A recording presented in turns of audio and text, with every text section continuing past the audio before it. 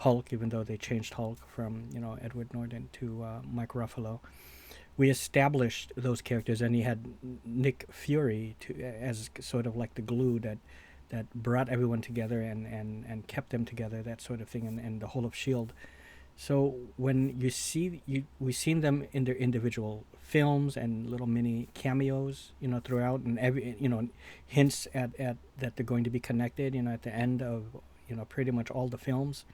Then when finally they come together in Avengers, and I remember this in the theaters, everyone cheered when they saw them together, because already they cheered at the end of the Incredible Hulk, the Edward Norton one, when you saw Thunderbolt Ross go into the bar, you know, played by you know, William Hurt, who is now dead, and meet up with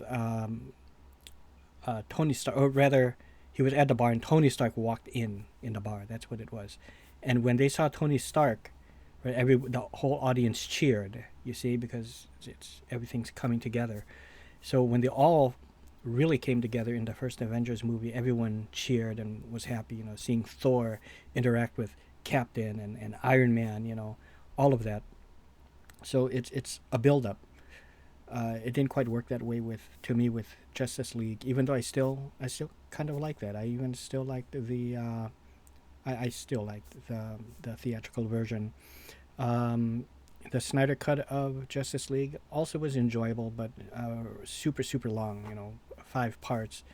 And even though I just sort of binge watched it and watched all 4 or 5 hours straight, it was still rather long. I don't know if I can really do that too often, or do that again, really. Here it seems like he's putting all these heroes together in a Superman movie. Sorry for all that tangent, but I guess I felt like you guys needed a little context with that. And, you know, you have Mr. Terrific. Okay, you have Hawk Girl, and then that Guy Gardner, Green Lantern guy, and then Lex Luthor as a villain, and then some giant creature as a villain, and all sorts of some other woman as a villain.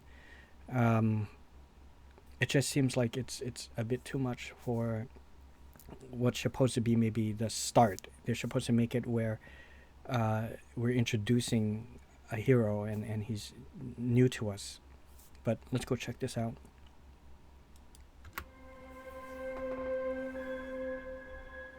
Superman.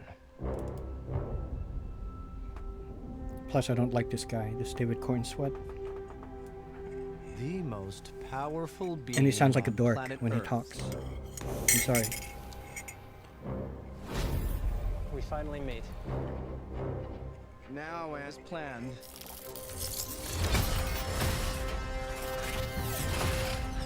I'll destroy you. And of course, That reporter you always do interviews with. Who raised you as a child? I'll kill them too. Nicholas Hoult, though, as Lex Luthor, seems like a smart choice. I do like that. Probably really the only good thing I like about it. This is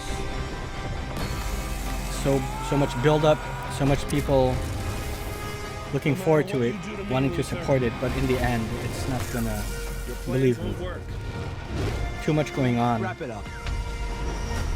good luck with that. I can't predict the future. I could be absolutely wrong, and it could be the greatest fucking thing ever, but... Make a move, Big Blue.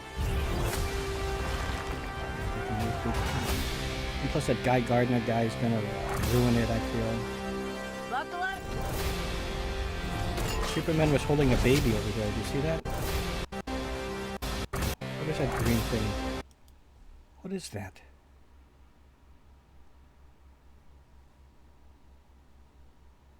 What is that? See, it's too insane, you know? Mm-mm. And this guy here as Superman, I don't like the way he looks, his mannerisms, the way he talks, you know. To try to replicate Superman as he was in, you know, from the 70s, 80s, you know, the Christopher Reeves one, that is a product of its time. It works for that time when us humans didn't know the things that we know and the way we are and the way the world has evolved. that was fine, but it's for the same reason why people screamed, especially the women, cheered and screamed and everything for the Beatles and Elvis Presley. It's not, even though they still kind of did it, and it sort of repeated itself again with things like New Kids on the Block, those various boy bands, NSUCK, 69 Degrees, Backdoor Boys, all of that, Justin Timberlake, all of that, and Justin Bieber as well, right? They all, cheered like that. But it was never, I feel like it was never to that level of like an Elvis or Beatles. To me, that's what I think. And now it's just, we don't care so much about that, I don't know how else to explain it. Buckle up.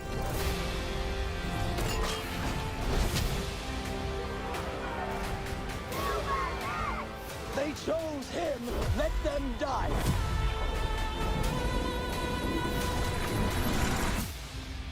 Hey!